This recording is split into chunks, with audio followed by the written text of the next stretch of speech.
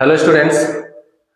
आज हम लोग फ्लूइड डायनेमिक्स पे बात करने जा रहे हैं। फ्लूइड डायनेमिक्स यानी कि application of Bernoulli's theorem, speed of reflex या वेलोसिटी ऑफ रिफ्लेक्स, ये कंप्लीट डिटेल जानेंगे हम लोग इस लेक्चर पे अपने। ठीक है, तो देखते रहिए क्या मैं आज डिटेल बताने जा रहा हूँ। बाकी आप पढ़ ही रहे होंगे साथ में।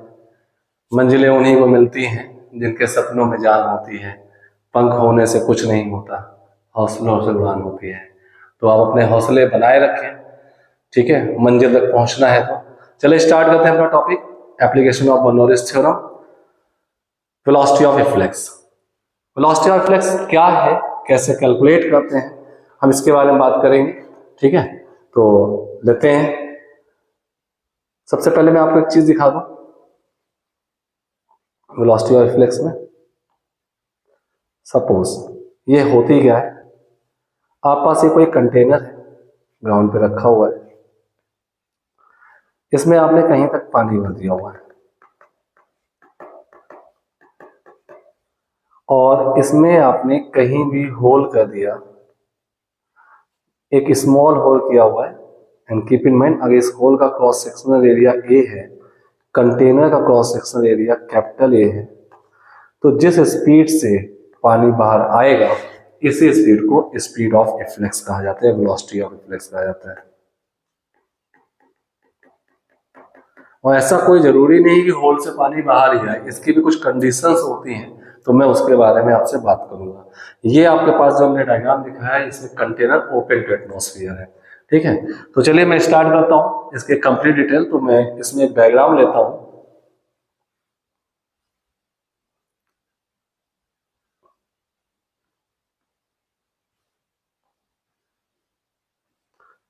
ये मैंने कंटेनर को ऊपर से सील्ड कर रखा है।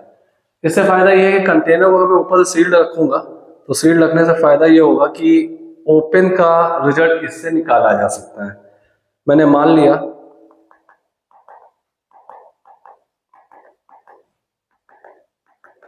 इसमें कैपिटल एच हाइट तक पानी भरा हुआ है और ऊपर इसमें यहां पे कोई एयर ट्रैप है। लेट अस सपोज ये कोई एयर ट्रैप है, एयर ट्रैप उसका प्रेशर कुछ पी है। आई होप सो आपको पी दिख रहा हो, इसका प्रेशर पी है, यहाँ पे एयर ट्रैप है और इस पे मैंने यहाँ पे होल कर दिया हुआ है, दिस वन। यहाँ मैंने एक होल किया हुआ है, राइट। पेन चेंज कर देता हूँ। यहाँ से कुछ v वेलोसिटी से पानी निकलेगा, हमें कैलकुलेट करना है। ये जो मैंने लाइन ड्रॉ कर दी, यहाँ तक पानी भरा हुआ है, इसका cross sectional area capital A है। This cross sectional area is capital A और कैपिटल ए बहुत बड़ा होना चाहिए कंपेयर टू स्मॉल ए। मैं यहाँ पे ऐसी बात करने जा रहा हूँ, ठीक है। और यहाँ पे जो वाटर सरफेस था वहां से एच डेप्थ पर मैंने यहाँ पे एक होल किया हुआ है, एच डेप्थ पर एक होल कर दिया। तो अब इसकी वेलोसिटी क्या होगी, तो ध्यान में देखें, जब स्मॉल ए, बहुत small is the area of hole है, एरिया ऑफ होल। जैसे मान लेते हैं घर पे एक वाटर टैंक होता है, ओवरहेड वाटर टैंक, उसका क्रॉस सेक्शन एरिया बहुत ज्यादा है। आप उसमें निडल से या पिन से होल करिए तो क्या होगा कि उससे पानी तो निकलेगा, एक वेलोसिटी आपको दिखेगी, बट टॉप लेवल से उसको देखें अगर आप, तो उसका वेलोसिटी जीरो होता है, क्योंकि बहुत लो रेट से वॉल्यूम बाहर जाना होता है, तो उसके लेवल का ड्रॉप होने का रेट टेंडिंग टू जीरो होता है। यानी कि आप ये कह सकते हो कि यहाँ पे जो वेलोसिटी है लगभग लगभग जीरो होगी। इस पॉइंट को मैं 1 मान लूं, इस पॉइंट को 2 मान लूं, तो 1 पे वेलोसिटी लगभग लगभग जीरो होगी और 2 पॉइंट पे वेलोसिटी हमें कैलकुलेट करनी है, राइट। 1 पे वेलोसिटी जीरो होने का मेन रीजन ये है कि मैंने क्रॉस सेक्शन एरिया जो है बहुत बड़ा दे रखा है टैंक का in compare to the cross section area of hole. अब यहाँ पे 1 और 2 पॉइंट पे मैं एक ट्यूब टाइप विजुलाइज करता हूं कि एक ट्यूब टाइप होगी और वहां से बर्नौली थ्योरम लगाता हूं इस टाइप से। ऐसे विजुलाइज करिए कि यहाँ पर एक ट्यूब है।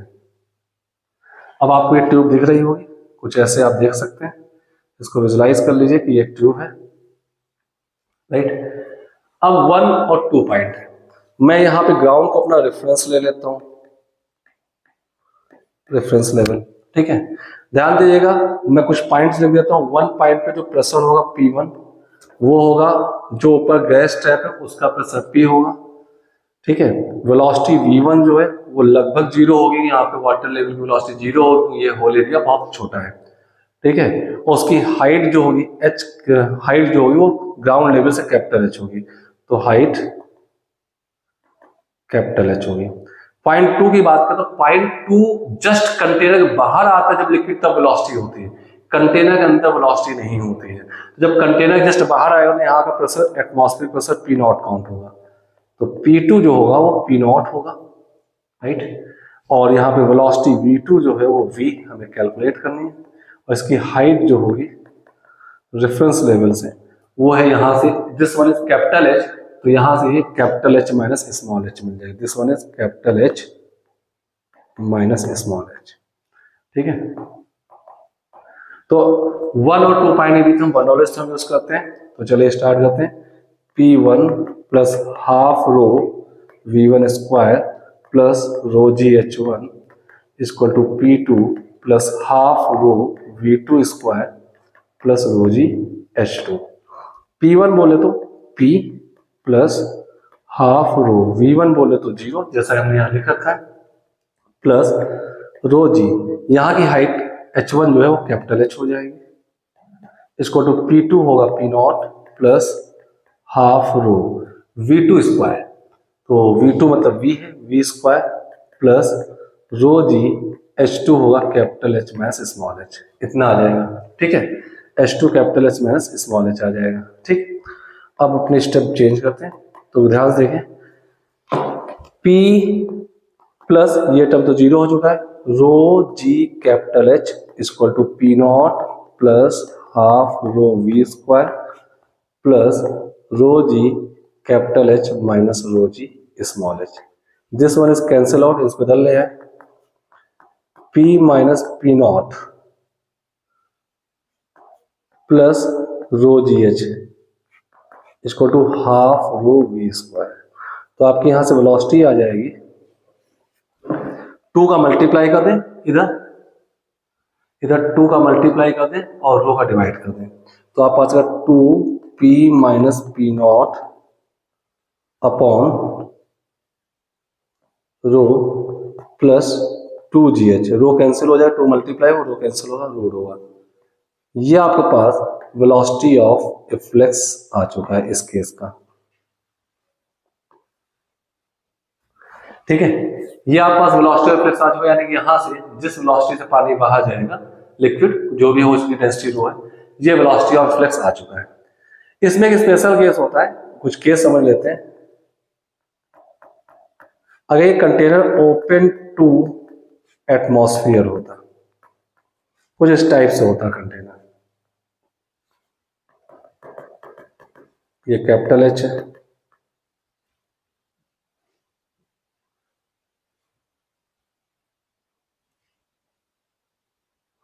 कैपिटल H है, और यहां से स्मॉल h पे होल होता,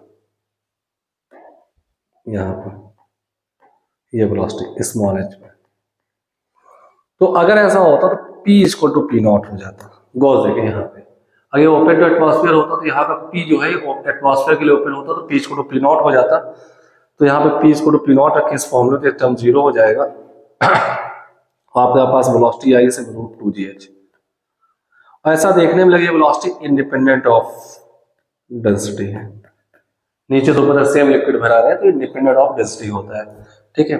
एक और मैं कंडीशन आपको बता देना चाहता हूं यहाँ पर, वो कंडीशन में ध्यान रखिएगा, केस टू है, कई यहां पे वेलोसिटी यानी कि लिक्विड इस केस में बाहर निकले, क्या कंडीशन हो सकती है, तो ये V एक रियल वैल्यू होना चाहिए, यानी कि आपके अंदर जो ब्रैकेट रूट के अंदर लिखा हुआ है यहाँ पर ये मोर देन 0 होना चाहिए। अगर ये 0 हो गया तो वेलोसिटी 0 हो गई, यानी कि पानी निकले ही नहीं, और ये रूट के अंदर निगेटिव आया तो वेलोसिटी निगेटिव, रूट के अंदर निगेटिव मींस इमेजिनरी होने का भी कोई लॉजिक नहीं होता, यानी कि पानी नहीं निकलेगा।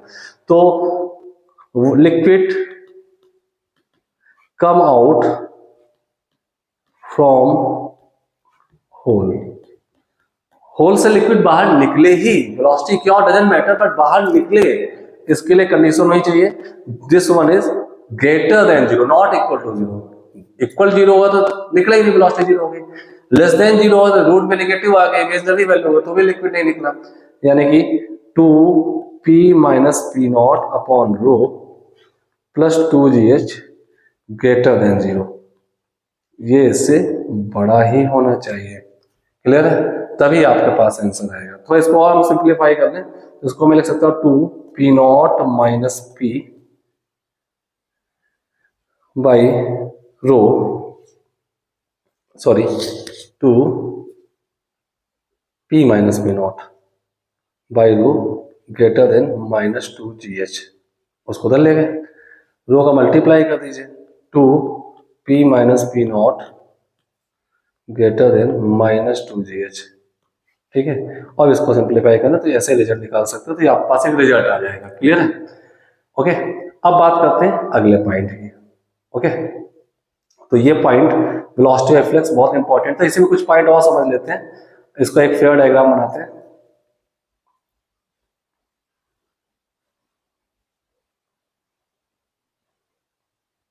ये हमारे पास एक कंटेनर था, ओपन टू एटमॉस्फेयर था, सपोज h हाइट तक पानी भरा हुआ था, इसमें h हाइट तक लिक्विड भरा हुआ था, रेफरेंस लेवल ये था, ग्राउंड है ये। ठीक है, डेंसिटी रो। अब यहां पे मैंने एक होल कर दिया हुआ है इस जगह, फ्री सरफेस से h डेप्थ पर, स्मॉल एरिया है, इससे v वेलोसिटी से लिक्विड बाहर निकले, इसकी वैल्यू होगी √2gh। अब बात करते हैं कितना दूर जाकर गिरेगा, रेंज क्या होगा, कितनी टाइम बाद जमीन से टकराएगा, यानी फ्लाइट टाइम कितना होगा। तो this is suppose point P, this is Q, this is M, suppose ये रेंज है, हमें रेंज निकालनी है।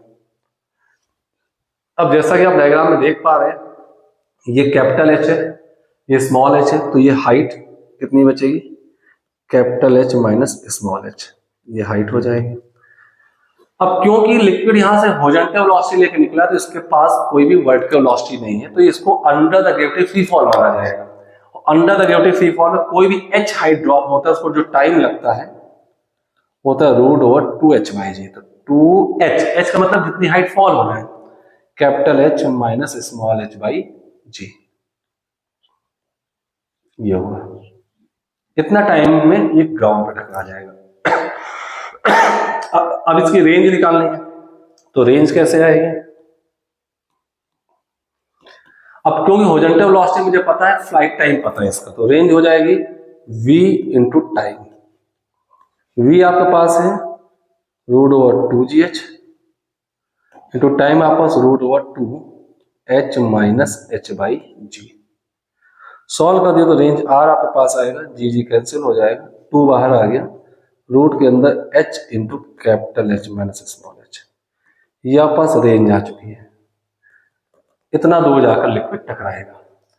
अब गौर देखें, रेंज जो है स्मॉल h डिपेंडेंट है।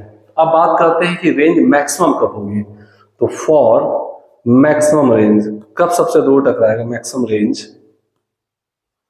अगर आप मैक्सिमम रेंज की बात करना चाहते हैं आर मैक्स कब होगा, तो आप dr/dt करिए, 0 करिए, यानी कि मैक्सिमा एंड मिनिमा का कॉन्सेप्ट लगाना है। इसको मैं डायरेक्टली लिख दे रहा हूं, और जिन बच्चों को मैक्सिमा मिनिमा नहीं आता है, डिफरेंशिएशन या मैक्सिमा मिनिमा या इंटीग्रेशन में दिक्कत है, तो मेरे बेसिक मैथ्स के वीडियो पढ़ सकते हैं, उसमें 5 वीडियोस में डाले, जिससे आपकी शुरुआती दौर की बेसिक मैथमेटिक्स कंप्लीट हो जाएगी। लगभग मैंने 1-2 महीने पहले डाले होंगे। ठीक है, तो वहां से चेक कर ले। तो इसको सॉल्व करने में स्मॉल h को कैपिटल H/2 आ जाता है, इस पे r मैक्स होती है।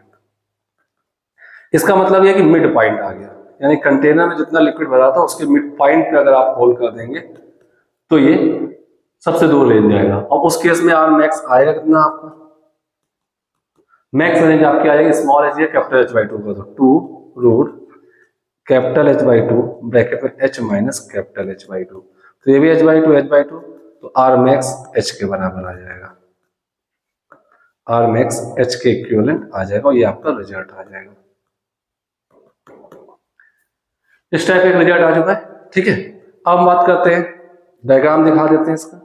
अगर आपके पास सेम लेवल पर है, और h हाइट तक लिक्विड फिलअप है, कैपिटल H हाइट तक, और आप इसके मिड पॉइंट पे होल कर देते हैं, जस्ट मिड पॉइंट, ये hole, this is H/2, this is also H/2। तो आपका लिक्विड जो गिरेगा वो यहाँ से जो रेंज होगी that is equal to H, जो कि एक कॉलम की हाइट थी, इतना दूर ये लिक्विड गिरेगा जा करके। इतनी बात समझ में आ गई होगी, ठीक है। तो ये एक बेसिक कॉन्सेप्ट था जो मैंने आपको इसके बारे में बताना चाहा था, ठीक है। आप लोग फिर से देख लीजिए, यहाँ से स्टार्ट होता है दिस वन, वेलोसिटी रिफ्लेक्स क्या होता है, फिर मैंने एक होल किया, सील पैक कंटेनर था, ऊपर गैस ट्रैप थी जिसका प्रेशर P था, बर्नौलीज थ्योरम लगाई, सॉल्व कर लिए वेलोसिटी रिफ्लेक्स से। फिर दो केस बताए, ओपन टू एटमॉस्फेयर है तो वेलोसिटी इंडिपेंडेंट ऑफ डेंसिटी हो जाएगी, फिर liquid comes out from the hole, आने की शर्त क्या होगी, ये कंडीशन है। फिर इसके बाद आता है आपका क्या रेंज कवर होगा, कितने टाइम पे ये गिरेगा जा जमीन पे, उसके लिए कुछ मैथमेटिक्स लगाई हुई है। तो ये सारे केसेस आ जाते हैं, इसका रिजल्ट को मैंने डायग्राम के थ्रू रिप्रेजेंट कर दिया है, ठीक है। और अभी मैं इसके आगे इस पे कुछ प्रॉब्लम भी लेने जा रहा हूँ, तो ट्यून रहे मेरे साथ, अपडेटेड रहे। कल तक मैं इसमें कुछ प्रॉब्लम भी डाल दूंगा, जो और मल्टी लिक्विड डाल करके, अभी तो एक ही डेंसिटी का लिक्विड भरा हुआ है, फिर मैं 2 डेंसिटी लिक्विड डालूंगा, 2 डिफरेंट होल होंगे, टैंक को खाली करने में टाइम कितना लगेगा, तो ये सारी चीजें अभी आपकी 1-2 दिन में मैं अपडेट कर दूंगा। तो बहुत अच्छे प्रॉब्लम अपडेट करने जा रहा हूँ। एक बहुत इंपॉर्टेंट टॉपिक होता है फ्लूइड्स, चाहे वो नीट हो, चाहे TJ एग्जाम हो या मेंस एग्जाम हो। तो प्लीज स्टे ट्यून्ड और कमेंट करें, जरूर बताएं कि आप मेरी इस बात को समझ पाए हैं या नहीं समझ पाए हैं। Okay, thank you.